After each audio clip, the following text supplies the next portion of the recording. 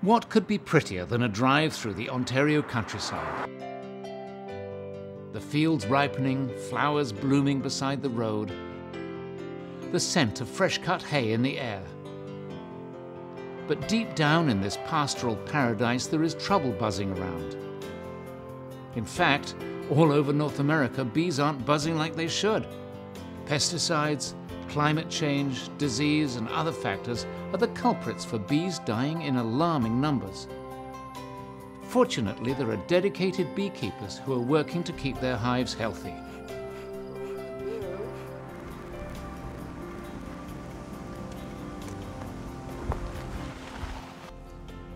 Welcome to Escapes with Nigel. I'm Nigel Napier-Andrews, and today we're going to delve into the sweet world of honey and the little creatures that make it for us.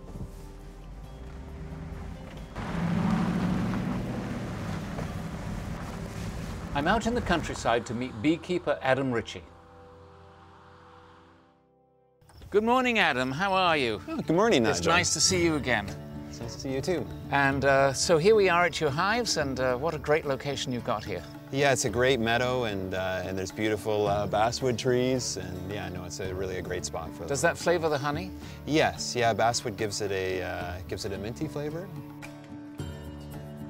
Adam, how did you get into beekeeping? I got into beekeeping. My wife was interested in using more natural sugars, and it was actually her idea. And after doing some research and spending some time on it, then I really fell in love with it. And fell in love with the bees. And fell in love with the bees too. Yes. Right. Yeah, it's wonderful. Now, which bees do the work in the hive, and what's the role of the queen?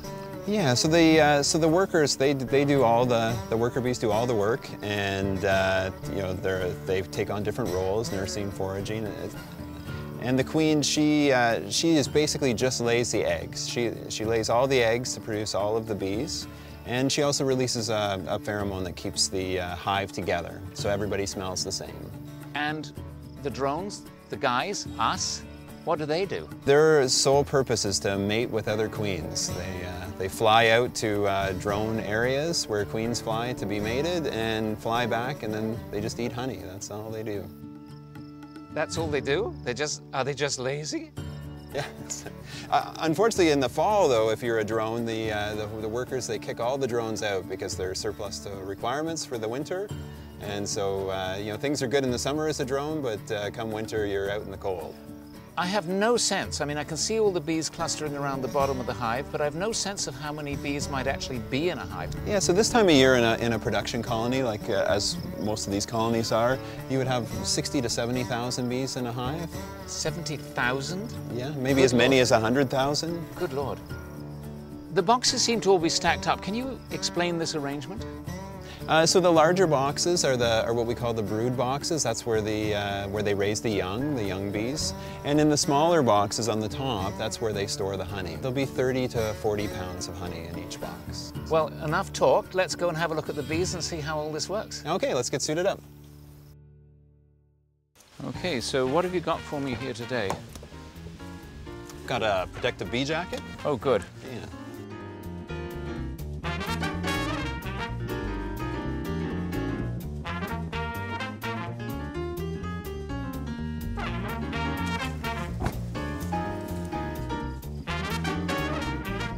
And I'm glad you brought the smoker along. Now tell me what that's for.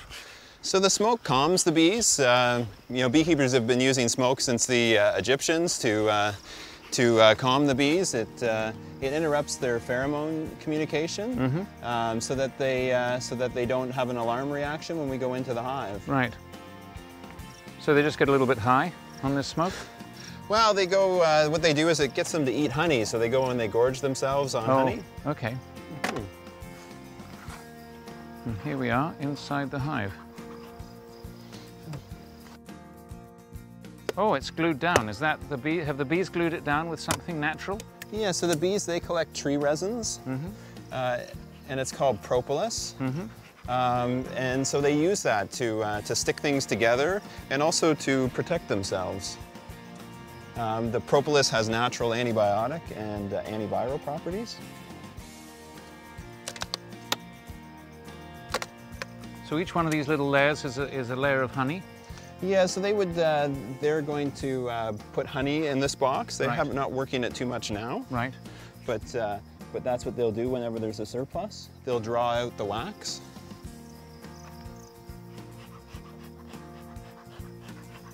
Well, they don't seem too irritated with us, do they?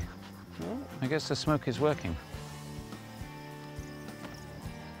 Now, why is this little grid here? So this is called a queen excluder. Oh. And so what it does is it keeps the queen from going up and laying in the boxes where they store the honey. Right. So we won't see any honey in here. This will all be bees working away. You know, there'll be some honey. They usually always store a little bit of honey, but yeah, usually most of it's in the top box. Right. Quite often the outer frames are honey. Right. They keep the brood in the center where it's warm. The brood are the baby bees. How interesting. Look at that. Isn't that perfect? A perfect little bee world in there. And they've made all these perfect little hexagons, all exactly the same size, all regular. And there's a whole lot of bees on the bottom. Yeah. Now, something's dripping off there. Is that? And so this is that's honey. So this is a frame of honey. Right. Below, they've capped this off, so it's Right. finished honey. So they store the nectar in the cells and they fan it down to reduce the moisture content. And when it's ready, then they cover it over with a layer of wax. So this is the whole process of turning what they've harvested in the field, actually turning it into honey. Mm-hmm.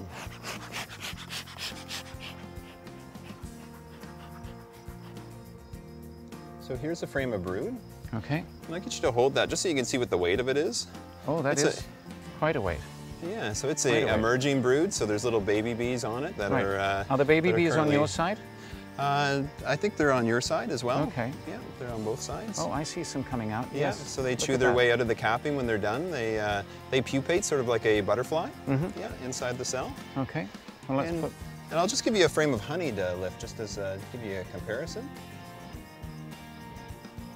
And so here's and this is a full frame of honey. Yeah.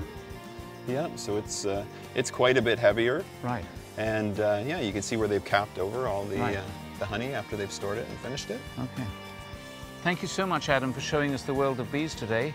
I'll let you get back to work and putting this hive back together and letting these little guys go on with making honey for our supper. And appreciate it so much. I'll see you later. Okay, it was nice to see you again, Nigel.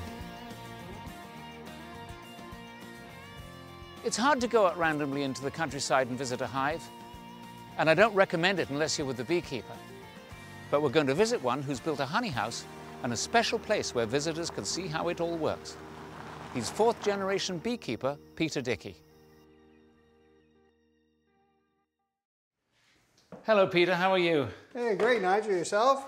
Well, this is just the most fantastic honey house I've ever seen. What prompted you to build it? Well, thank you very much. You know, we're getting bigger and bigger, and our business is growing, and we thought we better do something soon. So we decided to build a brand new 4,000 square foot honey house to accommodate all of our production. Well, this morning we went out in the field with beekeeper Adam Ritchie, who I know you know, and he showed us the inside of a hive and how the bees are getting on doing all their little work for us, making honey. But today we want to talk about the process after that.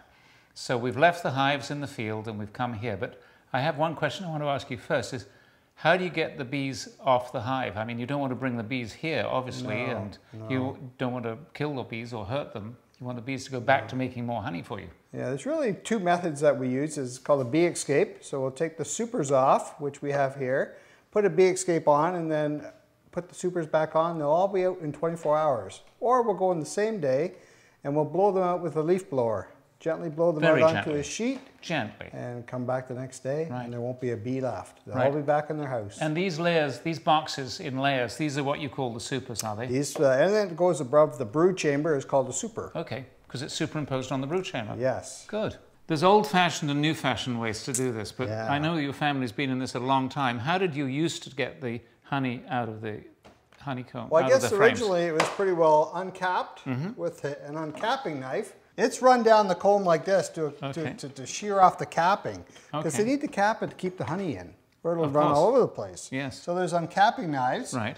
or there's scratchers, which is this, and this just rip down the comb like this to pierce the capping. Right. Today, there's uncappers, they're called, automatic uncappers.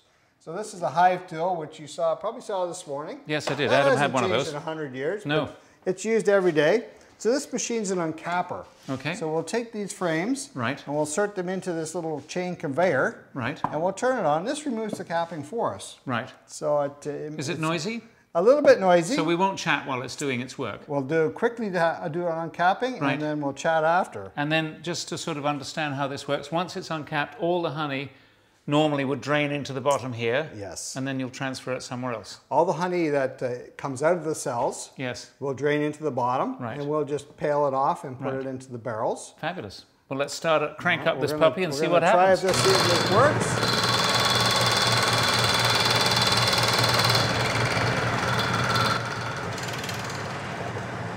Looks like it's working good. So this is where the action is happening right here. Yes. I can see this blade is spinning back very fast.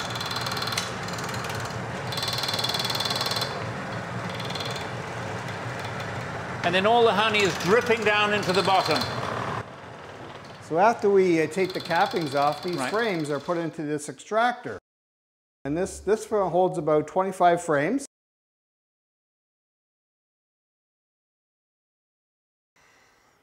Is this buckwheat honey by any chance? No, that should just be wildflower honey. Wildflower honey. Okay, do I can extract smell buckwheat. something in. I love buckwheat honey.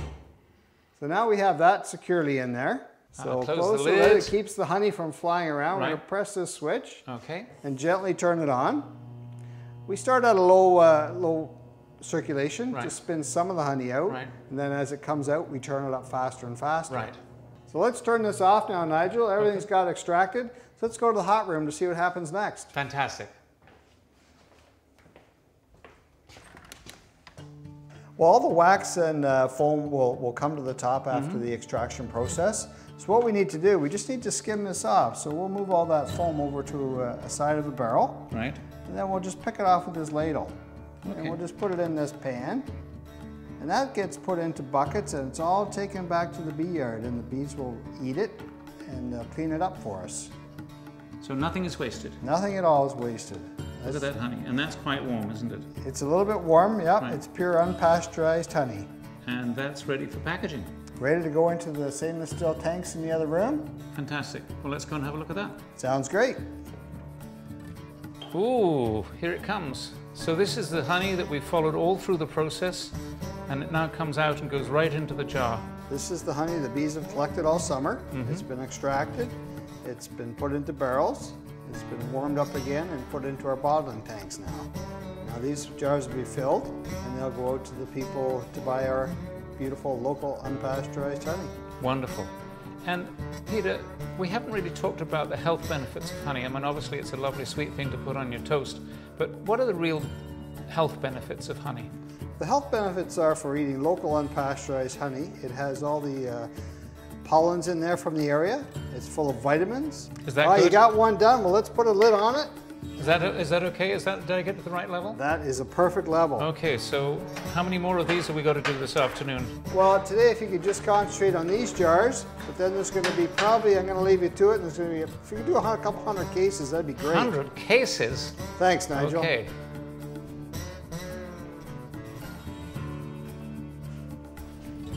Gosh, I think I'm going to be here all day.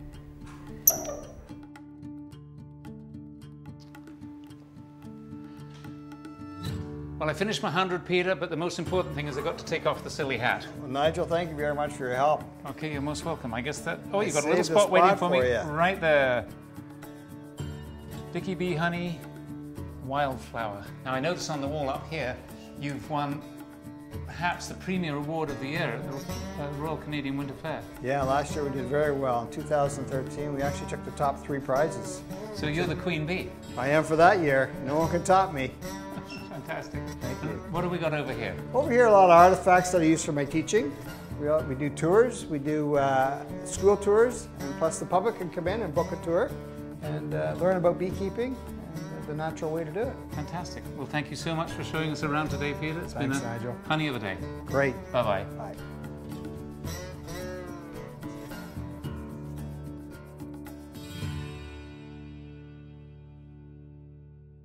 The honey business is humming, but out in the fields all is not well. We dropped by the Terrebler Lavender Farm to talk to queen bee breeder and Ontario Association of Beekeepers expert Tibor Szabo.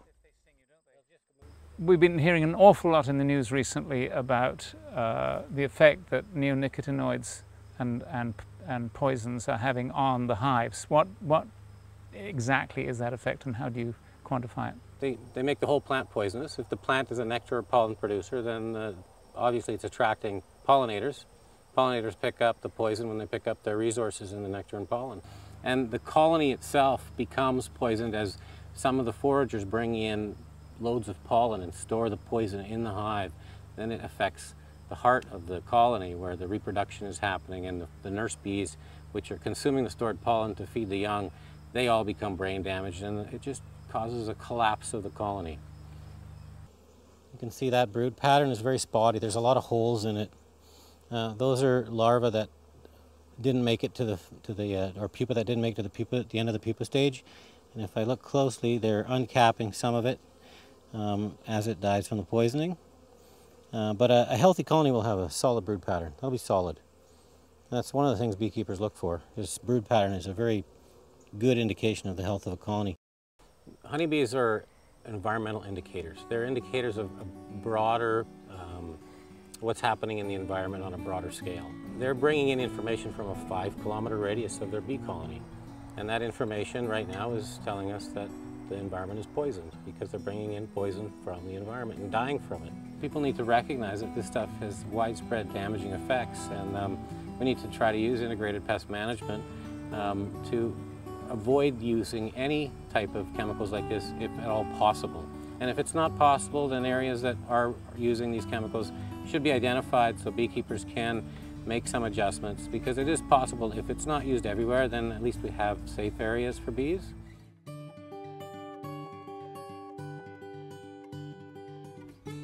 Whatever the outcome of the pesticide debate, the bees have been busy all summer building up stores of honey in their hives. By adding more layers to the hive, the beekeeper has encouraged the bees to make much more honey than they need to get through the next winter. Thank you for joining me today for our look into the sweet world of honey with beekeepers Adam Ritchie, Peter Dickey and Tibor Szabo. For more information, check out their website, and please visit my website for all sorts of extras about the show. We'll see you next time on Escapes with Nigel.